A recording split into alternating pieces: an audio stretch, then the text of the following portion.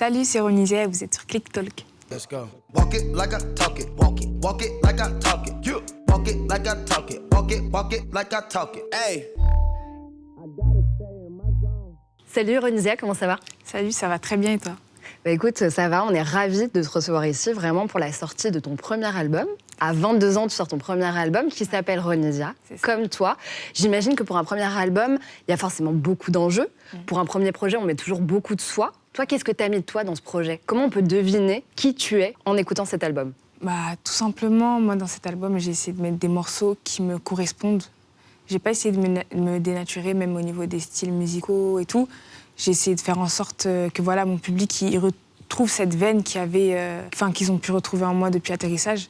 Et c'est ce que j'ai essayé de mettre dans mon projet. Après, je me suis pas mise la pression parce que, en général, il y a certains artistes, quand ils font des projets, ils essaient de mettre un son club, un son comme ça, un son comme ça.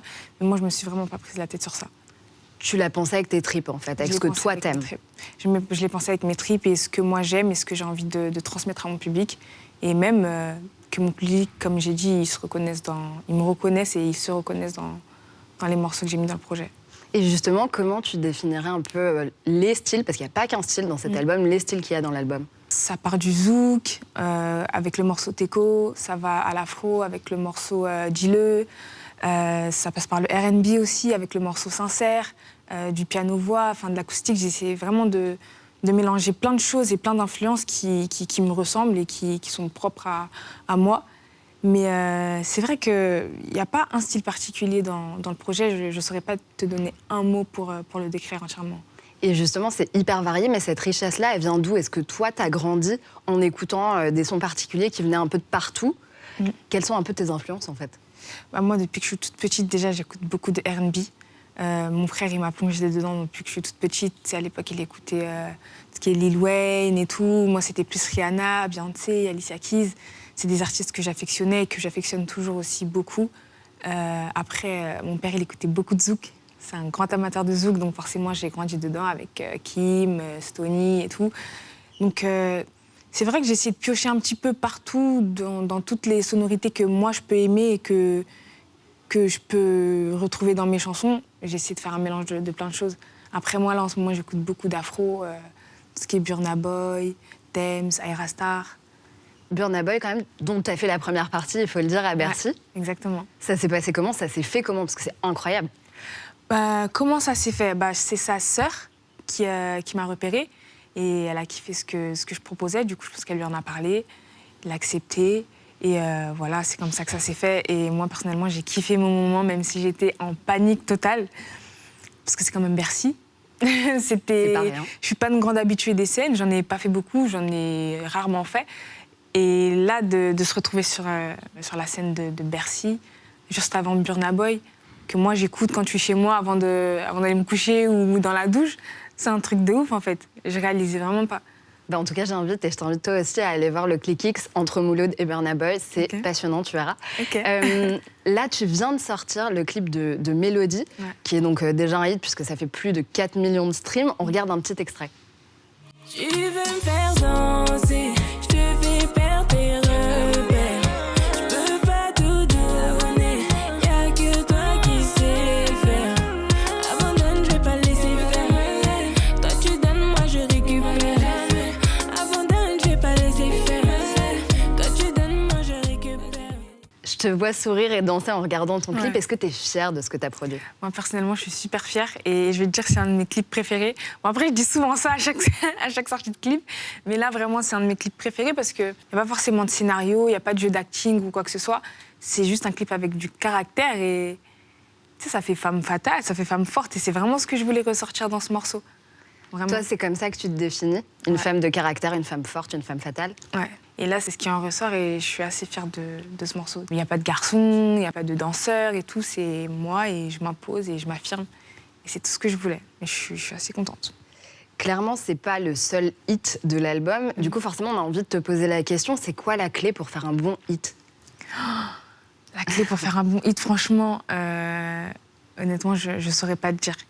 Parce que souvent, quand je suis en studio et que je fais un morceau, y a plein de gens autour qui disent « Ah, mais ça, c'est un tube, ça, c'est un hit ». Mais quand le morceau il sort, bah non, il fonctionne pas forcément, ou alors il plaît qu'à certaines personnes et pas à d'autres. Donc je pense qu'il n'y a pas de recette miracle. C'est comment les gens ils mangent le morceau et ils l'accueillent. Il n'y a pas de recette, je pense. Mais quand l'album est sorti, toi, t'avais en tête ceux qui deviendraient peut-être des hits, justement, ou pas forcément, t'as eu des surprises? Bah, franchement, Mélodie, parce que c'est la première vidéo que j'ai postée. J'avais posté un extrait sur Instagram un mois avant la sortie du projet, parce que c'est un morceau que je kiffais grave. Donc je me suis dit, moi, comment je le kiffe, j'ai envie de le partager à mon public et voir si eux aussi ils vont kiffer pareil. Du coup, je l'ai posté sur les réseaux sociaux et les gens, ils ont kiffé, ils sont allés faire des TikTok, ils ont partagé. Et même avant la sortie du projet, le son, il avait déjà buzzé sur TikTok. Et du coup, les gens, ils l'attendaient déjà. Donc ça, je suis assez fière de ça parce que je me suis dit, ah, mais voilà, j'avais vu un petit peu qu'il avait du potentiel, ces morceaux et tout. Mais en général, non, je me dis pas, mais ça va être un hit. C'est juste Mélodie, franchement, c'était un coup de cœur. T'as été récompensée pour le coup. Ouais, exactement. En tout cas, pour revenir sur ton parcours, c'est allé assez vite parce que tu as commencé quand tu avais 19 ans. Donc tout a décollé tout de suite, très vite, en 3 ans. Est-ce que tu as eu le temps de comprendre ce qui se passait, de capter un peu cet engouement? Bah, je t'avoue qu'au début, c'était un petit peu compliqué. Au moment où l'atterrissage, il a commencé à prendre des proportions énormes. Parce qu'au même moment, il y a eu la signature en maison de disque. Donc, en fait, c'est toute ma vie qui avait basculé. J'ai arrêté de travailler. Donc, c'était un changement de vie total. Donc, tu passes du tout au tout. En fait, moi, c'est là vraiment, dans ma tête, il y a eu ce passage à jeune chanteuse, voilà, qui chante par passion, à vraiment artiste. C'est devenu mon métier. Je me lève tous les jours pour faire ce métier et faire ce que j'aime. Donc forcément, c'est hyper cool. Mais c'est vrai qu'à ce moment-là, j'avais du mal à me rendre compte un petit peu de ce qui se passait. Même quand les gens ils me reconnaissaient dans la rue, c'est un choc, quoi. Tu passes de l'anonymat à tout ça, c'est fou. Mais vraiment, je suis trop contente. Et avant, tu étais éducatrice spécialisée. Tu voulais travailler plutôt dans le social, a priori.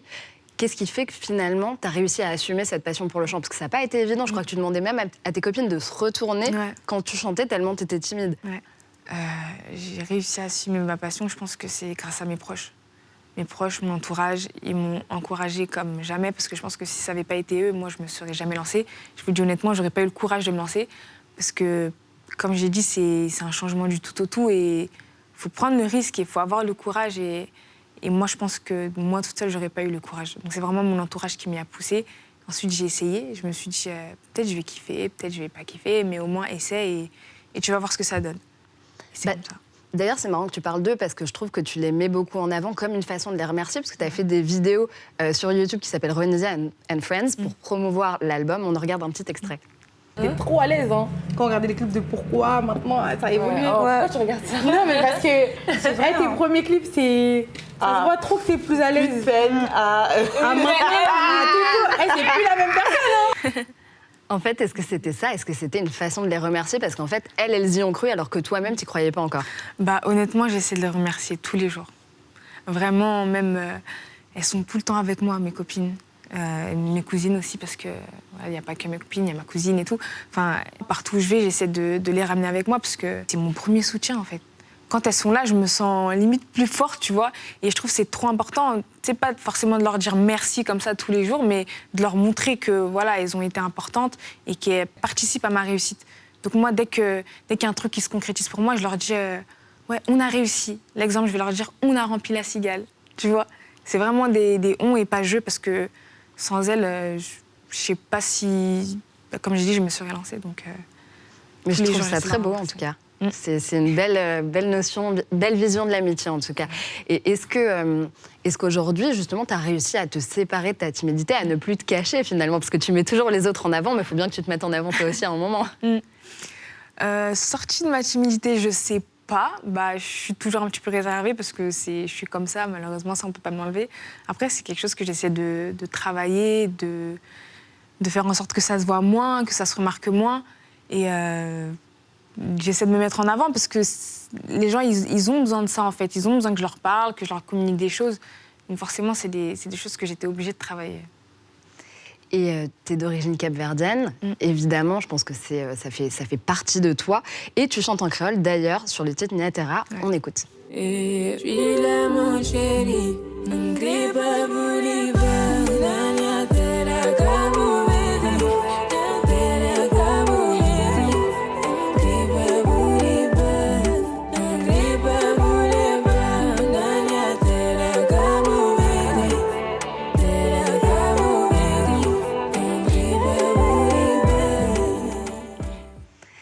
raconte quoi cette chanson?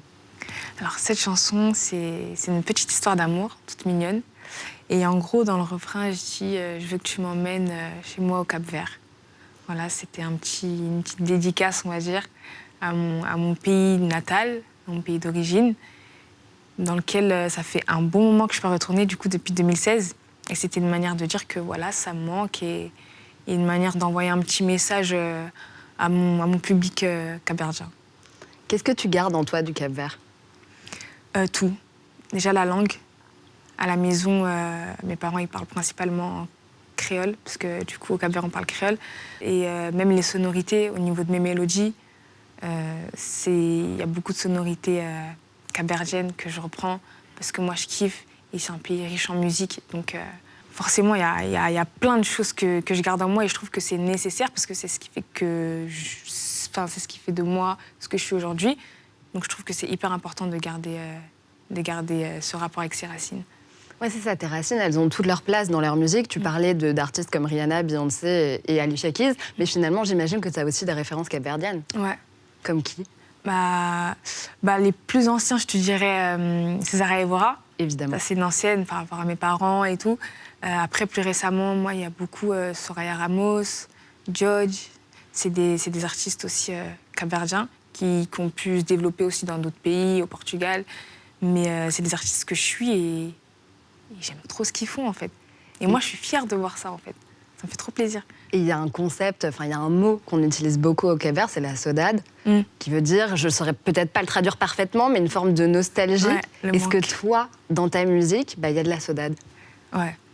Le saudade, c'est le manque. Là, justement, c'est de ça que je parle dans ce morceau. C'est le manque du pays, c'est le manque de plein de choses. Et moi-même, en général, dans mes mélodies, j'aime bien les mélodies mélancoliques. Donc forcément, des fois, ça va te rappeler des souvenirs. Pas forcément que le Cap-Vert, parce que j'ai vu que sur TikTok, il y avait des gens qui faisaient des reprises, mais dans leur langue, ou alors ils mettaient des photos de leur pays.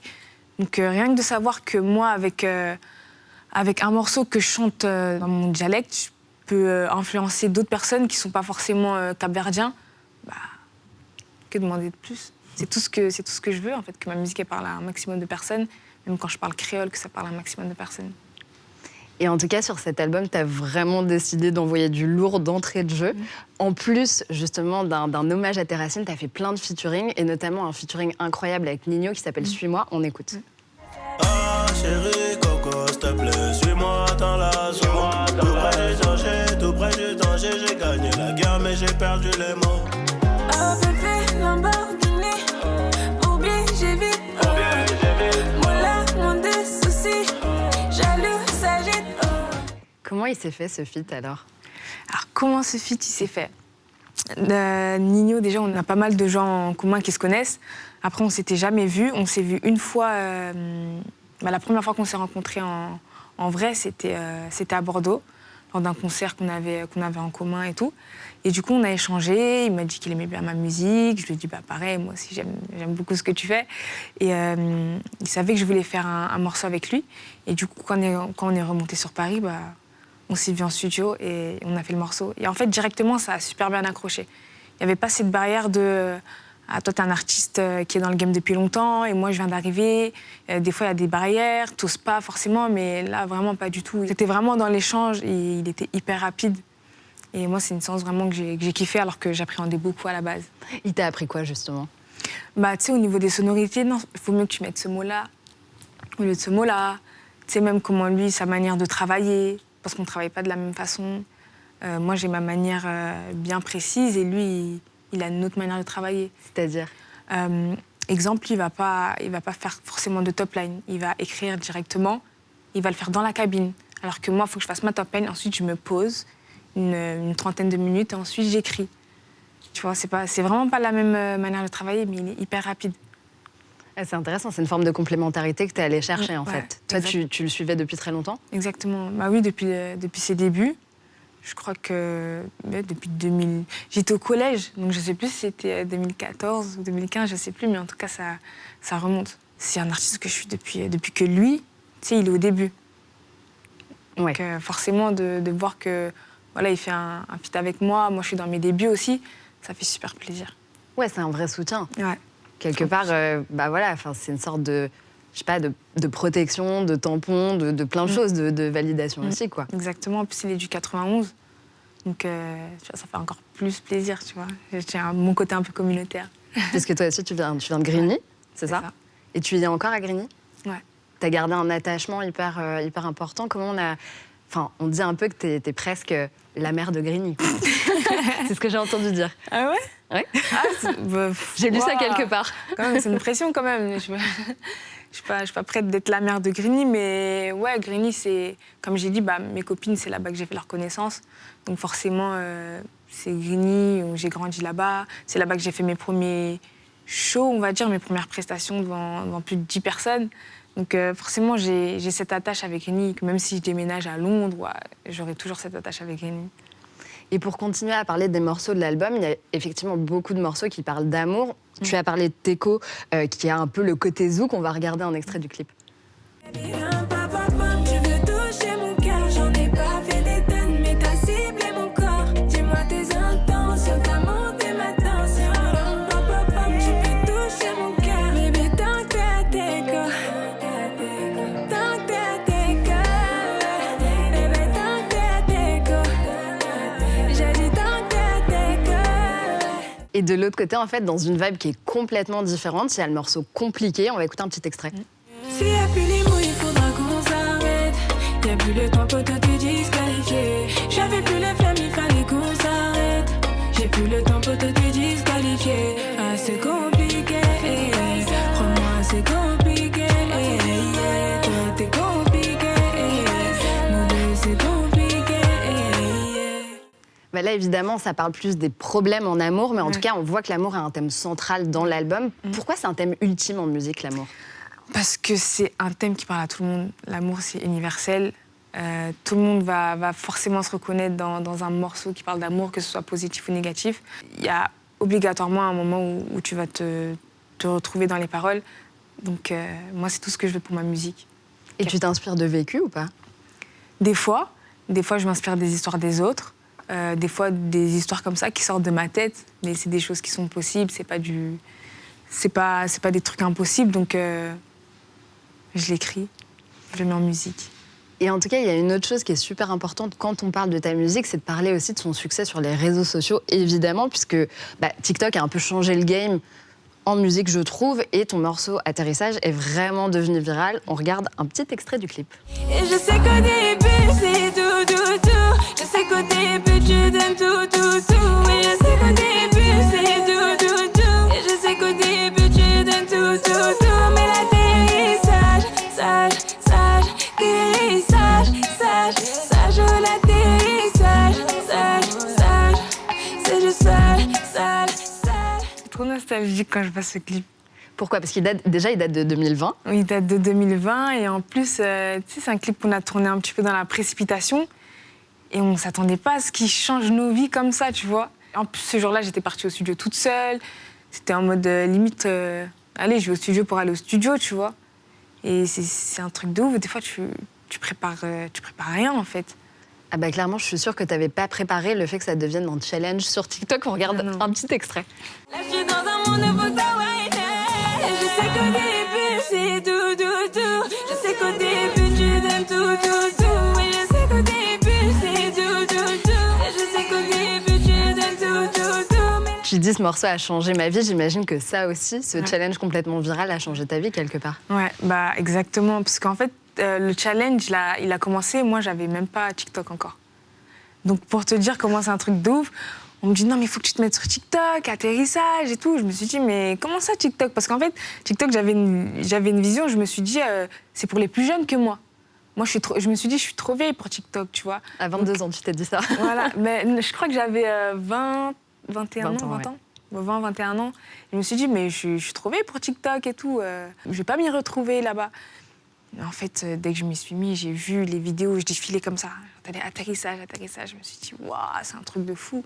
Et quand tu vois que ça prend sur TikTok, et ensuite tu vois tes autres réseaux sociaux, tu vois Instagram, les abonnés, ils montent. Snapchat, les vues, elles augmentent. Enfin, même, on t'appelle, oui, des interviews. Comment ça, des interviews? Enfin, il y a tout qui est arrivé super vite. Et Et ouais, franchement, cette période, j'ai kiffé. Même si c'était voilà, la période de changement et tout, mais c'est vraiment une période que j'ai kiffé. Et TikTok, vraiment, ça a été un tremplin. Ah oui, vraiment. Mais est-ce qu'à l'inverse, ça met pas une pression de presque créer de la musique pour TikTok? Non, parce que je suis pas restée dans ce truc où je me suis dit je vais créer de la musique pour TikTok. Moi, je fais de la musique que je kiffe. Et si ça marche sur TikTok, eh ben, tant mieux. Et moi, je vais continuer à le pousser, tu vois. Mais je me dis pas que je fais de la musique pour TikTok.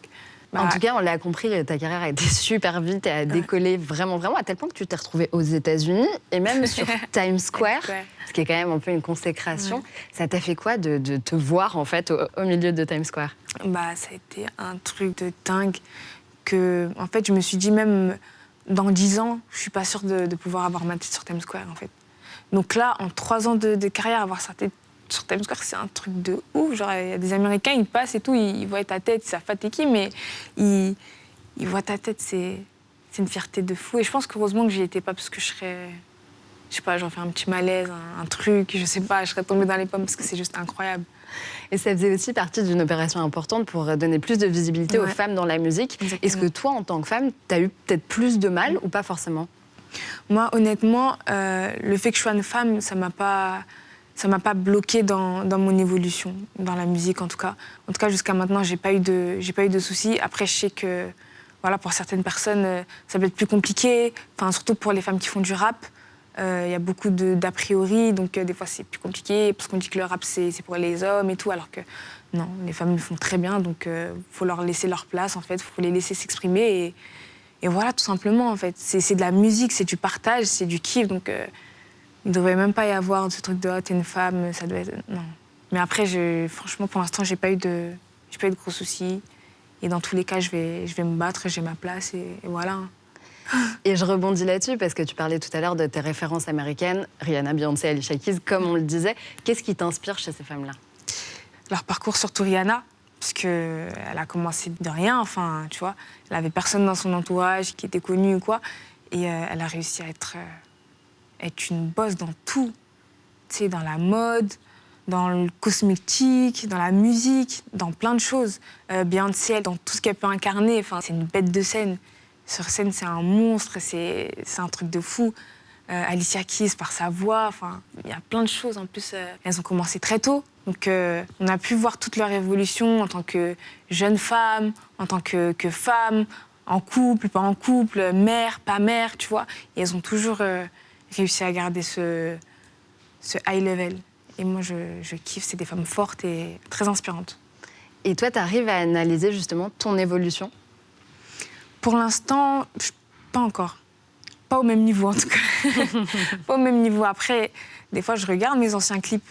Je vois l'évolution, même dans mes mimiques, dans ma façon de me tenir, dans ma façon de faire les playbacks, de jouer avec la caméra. Je vois une petite évolution, je me dis, ah ouais. J'ai pris confiance, le métier, il est un petit peu rentré. Après, je sais que j'ai plein de choses à améliorer, que ce soit sur scène, dans les clips, même dans les interviews. Hein. Et le fait d'être plus à l'aise et tout ça, c'est plein de choses que je sais que je dois travailler pour devenir une boss comme ces femmes. Et en France, qui sont justement les girl boss pour toi? Il y en a plein. En fait, moi, je me dis que toutes les femmes qui se lancent dans la musique, parce que c'est un milieu majoritairement d'hommes, tu vois, toutes les femmes qui ont le cran de se lancer dans la musique, pour moi, c'est des queens. Justement, c'est un rebond absolument parfait parce qu'il y a un featuring avec une femme sur ton album, c'est Longue Vie avec Eva Queen. On écoute. Longue vie, bébé, ouais, longue vie, bébé, ouais. Je peux tout foutre en l'air, ouais, je peux tout foutre en l'air, je peux tout foutre en l'air. Tu sais ce que j'ai fait pour toi, tu doutes, je peux tout foutre en l'air, Alors pourquoi elle, justement? Parce qu'Eva, je la suivais depuis un bon moment sur les réseaux sociaux, sur sa musique, sur son évolution aussi. J'ai pu voir aussi son évolution parce que moi, je l'ai connue sur un morceau qu'elle avait fait avec l'artiste. Et c'est même plus la même. Mais moi, depuis, j'avais kiffé et depuis ce moment-là, je la suivais. En plus, on a à peu près le même âge. Donc forcément, il y a une connexion qui s'est faite plus naturellement. Je lui ai envoyé un message sur les réseaux sociaux. Je lui ai dit, voilà, j'aime bien ce que tu fais, parce que moi, j'ai pas de mal à dire quand j'aime ce qu'un autre artiste propose. Je lui ai envoyé un message, elle a répondu, on a échangé, on s'est tout de suite super bien entendu. Et quand il y a un feeling comme ça avec un artiste, forcément, le feat, il est encore plus évident. Et c'est une personne que j'ai kiffé. Et le feat aussi, j'ai kiffé le faire. Franchement, j'étais hyper contente. Bah écoute, franchement, comme le titre du morceau, on souhaite longue vie à ton premier album. Merci beaucoup, Ronisia. Merci à toi. Let's go. Walk it like I talk it. Walk it like I talk it. Walk it like I talk it. Walk it like I talk it. Hey.